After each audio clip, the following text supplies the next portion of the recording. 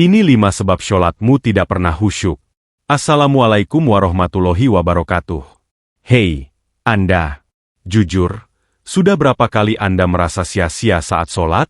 Baru takbir, pikiran sudah langsung melayang ke tumpukan pekerjaan, tagihan yang belum lunas, atau bahkan menu makan siang hari ini. Anda bukan sendirian. Banyak dari kita bertanya, kenapa sih sholatku nggak pernah khusyuk?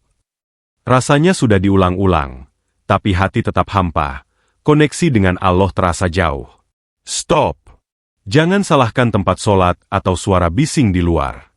Hari ini, saya akan bongkar 5 penyebab utama kenapa sholat Anda tidak pernah khusyuk.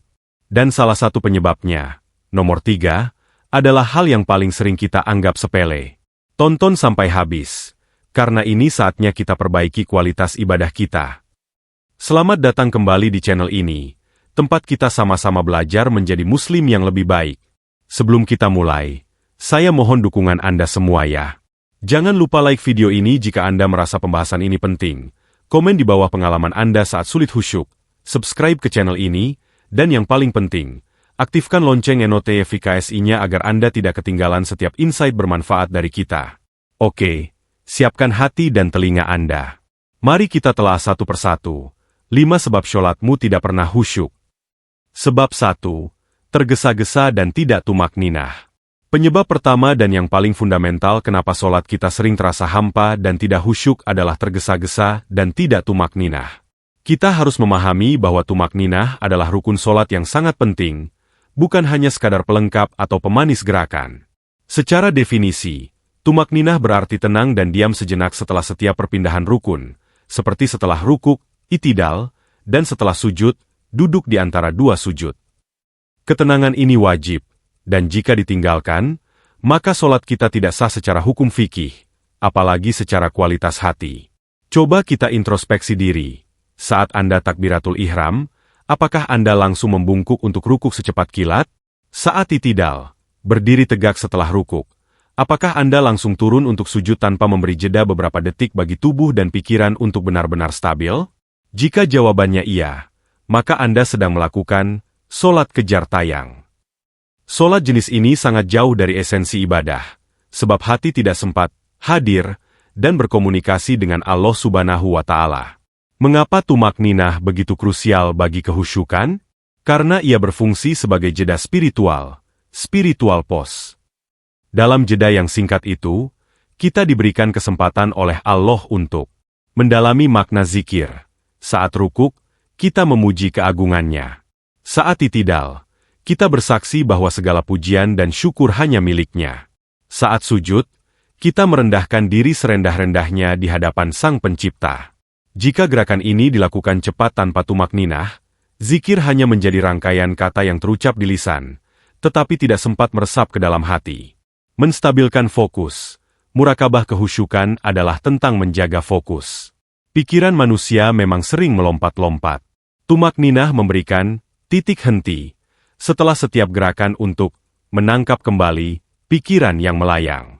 Ia seperti menekan tombol reset kecil di setiap rukun, mengingatkan kita, hai hati, kita sedang menghadap Allah, bukan sedang berolahraga. Memenuhi hak anggota tubuh. Setiap gerakan sholat melibatkan perpindahan posisi otot dan sendi. Melakukan sholat dengan tergesa-gesa adalah bentuk kezaliman terhadap diri sendiri, sebab tubuh tidak diberikan kesempatan untuk stabil. Padahal, kehusyukan juga melibatkan ketenangan fisik. Gerakan yang tenang akan menghasilkan ketenangan jiwa. Bayangkan Anda sedang bertemu dengan seorang raja atau pejabat penting. Tentu Anda akan bersikap tenang, sopan, dan tidak terburu-buru, bukan? Jika kepada makhluk saja kita bersikap demikian, lalu mengapa saat menghadap raja di raja, pencipta alam semesta, kita justru berperilaku seolah-olah ingin segera pergi? Solusi praktisnya sederhana. Setelah takbir, beri jeda minimal 3 hitungan di setiap posisi rukun yang memerlukan tumakninah, i'tidal, duduk antara 2 sujud. Rasakan setiap otot dan pikiran Anda berhenti sejenak. Dengan melatih tumakninah secara konsisten, Anda tidak hanya memperbaiki sahnya sholat Anda, tetapi juga membuka pintu gerbang menuju khusyuk yang hakiki. Ingatlah, sholat adalah pertemuan yang tidak boleh dilakukan dengan tergesa-gesa. Sebab 2. terlalu banyak beban duniawi sebelum sholat. Sebab kedua yang merusak kehusyukan kita adalah terlalu banyak beban duniawi dan noise, kebisingan pikiran, sebelum sholat. Sholat adalah momen untuk memutuskan koneksi kita dari segala urusan duniawi dan menyambungkan kembali diri kita secara utuh kepada Allah. Ia adalah jeda paksa yang diberikannya kepada kita di tengah hiruk-pikuk kehidupan. Namun, seringkali kita memasuki sholat tanpa melakukan transisi mental yang memadai. Bayangkan sebuah smartphone. Jika Anda membuka puluhan aplikasi berat secara bersamaan, ponsel itu akan lag dan akhirnya mati.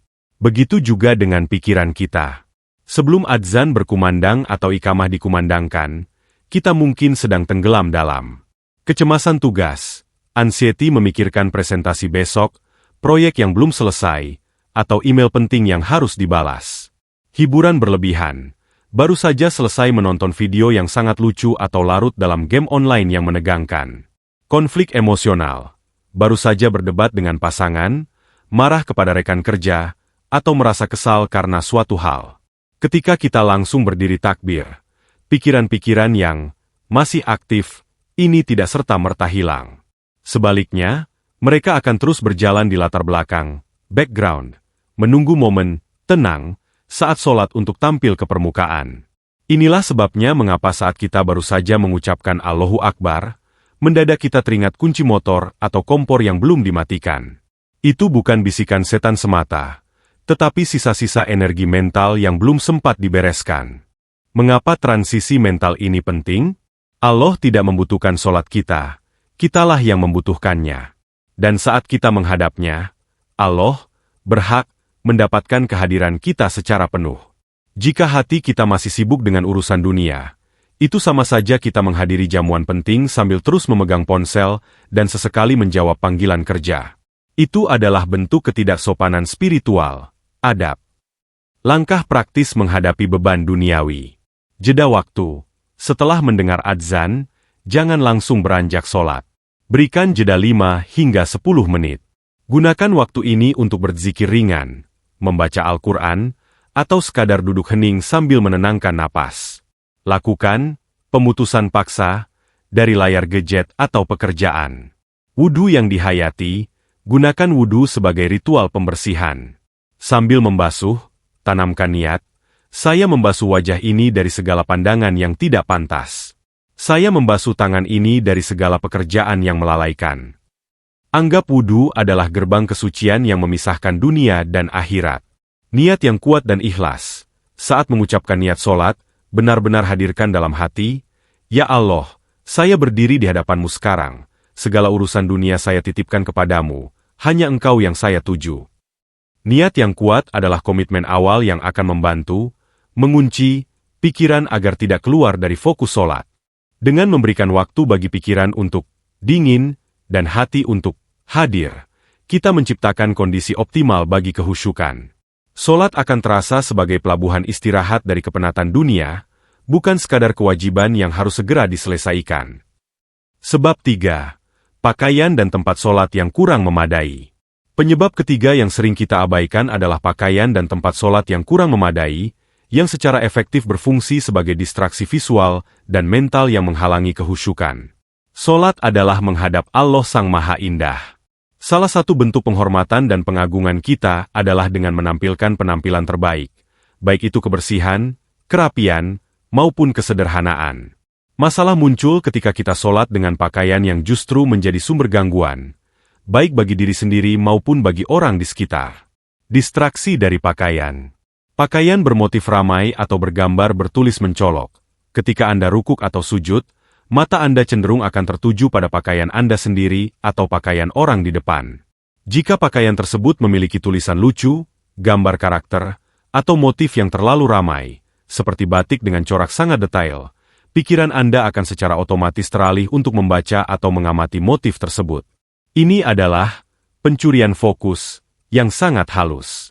Khusyuk menuntut fokus ke dalam hati, bukan keluar visual. Pakaian tidak nyaman atau terlalu ketat. Jika pakaian Anda terlalu panas, bahannya gatal, atau ukurannya terlalu ketat hingga menyulitkan gerakan, tubuh Anda akan sibuk beradaptasi dan merasa tidak nyaman. Rasa tidak nyaman fisik adalah distraksi yang kuat, membuat pikiran terus-menerus memikirkan kapan sholat ini selesai agar rasa tidak nyaman ini hilang. Distraksi dari tempat sholat. Berada di depan benda yang menarik perhatian, sholat menghadap tembok polos adalah pilihan terbaik. Namun, banyak dari kita sholat di tempat yang kurang ideal, misalnya di depan cermin, di depan lukisan atau poster dengan wajah atau objek yang jelas, atau bahkan di area yang dekat dengan layar televisi atau monitor. Benda-benda ini, terutama yang memiliki refleksi atau detail tinggi, akan menarik pandangan dan mengganggu konsentrasi. Sajadah dengan corak yang terlalu ramai.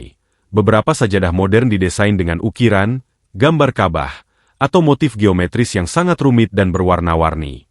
Saat sujud, mata Anda terpaku pada corak tersebut, dan pikiran Anda tanpa sadar mulai menganalisis polanya. Sajadah ideal untuk khusyuk adalah sajadah yang polos atau memiliki motif yang sangat minimalis, sehingga tidak membebani mata. Bising dan lalu lintas manusia. Sholat di tempat yang ramai dilewati orang atau dekat sumber suara bising, radio, obrolan, mesin, akan sangat menguji fokus. Semakin besar potensi gangguan eksternal, semakin keras usaha internal yang dibutuhkan untuk mempertahankan khusyuk. Solusi praktis untuk meminimalisir distraksi. Pilih pakaian terbaik dan ternyaman. Tetapkan satu set pakaian sholat, mukena sarung baju koko, yang bersih, sederhana, dan paling nyaman. Hindari pakaian dengan tulisan atau gambar. Jadikan pakaian sholat sebagai seragam khusus untuk bertemu Allah, bukan sekadar pakaian yang kebetulan bersih. Ciptakan zona khusyuk. Jika sholat di rumah, carilah sudut yang paling tenang, dengan latar belakang yang polos, tembok atau tirai sederhana. Posisikan diri Anda agar tidak menghadap cermin, jendela yang ramai, atau sumber hiburan. Gunakan sajadah polos. Prioritaskan penggunaan sajadah polos atau dengan motif yang sangat samar. Matikan atau kecilkan sumber suara. Pastikan Anda telah mengecilkan atau mematikan handphone, radio, atau televisi beberapa saat sebelum sholat dimulai. Mengeliminasi distraksi eksternal adalah langkah awal untuk mengaktifkan fokus internal. Jika mata, telinga, dan tubuh sudah tenang, pintu hati akan lebih mudah terbuka untuk menerima kehadiran spiritual. Sebab 4. Tidak memahami makna bacaan sholat. Penyebab keempat adalah akar intelektual dari ketidakhusyukan, yaitu tidak memahami makna bacaan sholat. Sholat pada dasarnya adalah dialog antara hamba dengan penciptanya, tetapi dialog tersebut menjadi sepihak dan dangkal ketika kita hanya mengucapkan rangkaian kata-kata yang maknanya tidak kita ketahui. Kita melafazkan Al-Fatihah, induknya Al-Quran, tasbih di rukuk dan sujud, serta tasyahud, pernyataan tauhid dan salam. Tetapi semua itu hanya menjadi rutinitas bunyi yang keluar dari lidah, tanpa getaran makna di hati. Konsekuensi dari tidak paham makna. Hati tidak tersentuh. Emosi mati saat Anda mengucapkan Alhamdulillahirobbil alamin, segala puji bagi Allah, Tuhan seluruh alam. Jika Anda tahu artinya, hati Anda akan terdorong untuk benar-benar memuji dan bersyukur. Namun, jika Anda hanya mengucapkannya seperti robot, emosi syukur tidak akan muncul. Khusyuk adalah koneksi emosional, dan emosi tidak bisa terhubung dengan kata-kata yang hampa makna. Pikiran cepat menyimpang. Pikiran manusia membenci kekosongan. Ketika lisan sibuk mengucapkan kata-kata yang tidak dipahami maknanya, pikiran akan mencari pekerjaan lain yang lebih menarik. Inilah alasan mengapa saat Al-Fatihah dibaca, pikiran kita langsung memikirkan daftar belanjaan atau masalah kantor.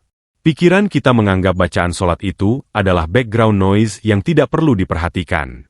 Kehilangan rasa keagungan, tadabbur saat kita membaca Iyyaka na'budu wa iyyaka nasta'in. Hanya kepada Engkaulah kami menyembah dan hanya kepada Engkaulah kami memohon pertolongan. Ini adalah momen komitmen tertinggi. Jika kita tahu bahwa kita sedang menyatakan janji seumur hidup ini di hadapan Allah, kita akan merasakan getaran ketulusan. Ketika makna ini hilang, kita kehilangan momen tadabbur, perenungan, yang merupakan inti dari kehusyukan. Contoh sederhana pentingnya makna. Saat Anda bangun dari rukuk dan mengucapkan Sami Allahu liman hamidah, Allah Maha mendengar kepada siapa yang memujinya, dan dilanjutkan dengan Robbana lakal hamdu, wahai Tuhan kami, segala puji bagimu. Jika Anda tahu artinya, maka dalam jeda tumakninah tersebut, Anda akan benar-benar merasa, Ya Allah, Engkau telah mendengar pujianku, dan sekarang aku memujimu lagi dengan segenap hatiku. Ini adalah dialog aktif. Langkah praktis untuk mengatasi. Pelajari terjemahan wajib. Ambil waktu khusus untuk mempelajari terjemahan dan sedikit tafsir dari bacaan-bacaan solat yang pokok, Al-Fatihah, bacaan rukuk, bacaan sujud, dan tasyahud, at-tahiyat. Hafal makna kunci. Cukup hafal makna kunci dari setiap frasa. Misalnya, saat membaca Bismillahirrohmanirrohim, ingatlah bahwa Anda memulai dengan menyebut asma Allah yang Maha Pengasih dan Penyayang. Sengaja hadirkan makna, ta'akul saat solat. Coba hadirkan makna tersebut dalam hati, meskipun hanya satu kalimat di setiap rukun. Awalnya mungkin sulit, tetapi dengan latihan, disebut ta'akul atau perenungan makna, hati akan terbiasa dan kehusyukan akan meningkat. Memahami makna adalah jembatan yang menghubungkan lisan, pikiran, dan hati. Ketika tiga elemen ini terhubung, saat itulah khusyuk yang sejati mulai terbentuk. Sebab 5. Kurangnya persiapan spiritual, wudu yang tergesa. Penyebab kelima yang seringkali menjadi pemicu kegagalan khusyuk adalah kurangnya persiapan spiritual, yang paling jelas terlihat dari wudu yang tergesa, atau bahkan asal-asalan. Kita sering memandang wudu hanya sebagai syarat sah solat, yakni sekadar membersihkan anggota badan dari hadas kecil, sebuah checklist cepat yang harus dilalui sebelum solat. Pandangan yang mereduksi wudu menjadi aksi fisik yang cepat, wajib, dan rutin ini menyebabkan kita melakukannya tanpa tumaninah, ketenangan, di setiap basuhan, dan tanpa penghayatan spiritual yang mendalam. Akibatnya, kita memasuki solat dalam keadaan fisik bersih, tetapi batin dan pikiran masih kusut. Padahal, wudu adalah gerbang utama menuju pertemuan dengan Allah. Ia adalah ritual pemurnian batin. Ia bukan hanya membersihkan kotoran fisik, tetapi juga merupakan proses simbolis untuk membersihkan batin dan mengosongkan pikiran dari hiruk-pikuk dunia. Bagaimana wudu yang tergesa merusak kehusyukan? Kegagalan mindset transisi, gagal pemanasan spiritual jika wudu dilakukan dengan tergesa. Pikiran kita belum sempat melakukan transisi dari mode duniawi yang serba cepat ke mode ibadah yang tenang dan penuh penghormatan. Kita masih terburu-buru, khawatir air habis, atau terganggu oleh hal-hal lain. Ketergesaan fisik saat wudu akan terbawa langsung ke dalam solat. Hati yang terburu-buru saat membasuh wajah, akan menjadi hati yang terburu-buru pula saat takbir, menjadikannya rentan terhadap gangguan. Hilangnya kesempatan pengguguran dosa. Wudu adalah momen luar biasa di mana Allah menjanjikan pengguguran dosa-dosa kecil yang dilakukan oleh anggota tubuh yang dibasuh. Setiap tetes air yang mengalir dari ujung jari, wajah, dan kaki, konon membawa serta dosa-dosa kecil yang telah dilakukan oleh anggota tubuh tersebut. Ketika kita wudu dengan asal-asalan, tanpa menghayati proses ini, kita melewatkan kesempatan berharga ini. Hati yang tidak merasakan ampunan dan pembersihan di tahap persiapan, akan sulit merasakan kedekatan dan kemesraan saat tahap solat. Khusyuk adalah hasil dari hati yang merasa suci dan ringan. Kualitas wudu yang berisiko tidak sempurna. Karena terburu-buru, seringkali kita tidak memastikan air membasahi seluruh anggota wudu. Ada bagian kecil yang mungkin tidak terbasuh sempurna, misalnya sela-sela jari atau tumit, sehingga wudu kita secara fikih menjadi tidak sempurna atau bahkan berisiko tidak sah. Jika dasar keabsahan, wudu, sudah goyah dan diselimuti keraguan, bagaimana mungkin kita bisa merasa khusyuk? Kekhawatiran akan wudu yang tidak sah akan terus mengganggu di sepanjang solat. Langkah praktis. Jadikan wudu sebagai ibadah yang dihayati. Jadikan wudu sebagai ibadah mandiri, bukan sekadar alat. Perlakukan setiap basuhan sebagai ritual pembersihan dan pembaruan niat. Hadirkan niat yang mendalam, ucapkan niat wudu dengan kesadaran penuh, bahwa Anda melakukannya semata-mata untuk membersihkan diri dan memuliakan Allah dalam rangka menghadapnya. Tumaninah dalam basuhan. Lakukan setiap basuhan dengan tenang, membutuhkan waktu lebih lama dari biasanya, berilah jeda sejenak, dan pastikan air benar-benar merata. Rasakan kesegaran air itu sebagai simbol pembersihan dosa. Pikiran terfokus. Murokobah gunakan waktu wudu untuk fokus dan menjauhkan pikiran dari urusan lain. Jika pikiran melayang, tarik kembali, dan fokuskan pada basuhan yang sedang dilakukan. Berdoa setelah wudu. Akhiri dengan doa setelah wudu, yaitu saat yang sangat mustajab. Dengan doa, Anda mengakhiri fase persiapan dengan pengakuan keesaan Allah dan permohonan agar dijadikan hambanya yang disucikan. Wudu yang dilakukan dengan tumakninah dan penghayatan adalah pemanasan spiritual yang sangat efektif. Ia menenangkan saraf, memfokuskan pikiran, dan membersihkan hati dari sampah dunia. Dengan hati yang sudah tenang dan merasa bersih, saat Anda mengucapkan Allahu Akbar, Anda benar-benar telah siap untuk berkomunikasi dengan Sang Pencipta, dan khusyuk akan menjadi lebih mudah diraih. Jangan biarkan sholat Anda rusak hanya karena Anda terburu-buru di kamar mandi. Itulah dia 5 sebab utama kenapa sholat kita seringkali tidak khusyuk. Sekarang Anda tahu masalahnya. Langkah selanjutnya adalah solusinya. Evaluasi diri, perbaiki tumakninah, tenangkan hati sebelum sholat, hindari distraksi, dan coba mulai pelajari makna bacaan Anda. Jangan lupa, tulis di kolom komentar janji Anda untuk memperbaiki poin yang mana. Saya tunggu cerita sukses Anda ya. Jika video ini bermanfaat, jangan pelit untuk share ke teman, keluarga, dan siapapun yang Anda cintai, agar pahala kebaikan ini menyebar luas untuk kita semua. Mari kita tutup pertemuan kita ini dengan memohon kepada Allah Subhanahu wa Ta'ala. Ya Allah, ya Rob, terima kasih atas waktu yang Engkau berikan kepada hamba-Mu ini. Kami memohon kepadamu, berikanlah kesehatan dan keselamatan kepada setiap saudara kami yang menonton video ini. Lindungi mereka dari segala mara bahaya. Ya Allah, bagi mereka yang sedang kesulitan dan terjerat hutang, dengan keagungan dan kemurahan-Mu, mudahkanlah rezeki mereka, lancarkanlah usaha mereka, dan segerakanlah pelunasan semua hutang-hutang mereka. Dan ya Allah, bagi saudara kami yang sampai saat ini masih menanti jodoh terbaik, kami mohon, dengan kasih sayang-Mu, pertemukanlah mereka dengan pasangan hidup yang soleh dan syolehah, yang Engkau ridhai, dalam waktu yang terbaik menurut-Mu. Amin ya Rabbal Alamin. Wassalamualaikum warahmatullahi wabarakatuh.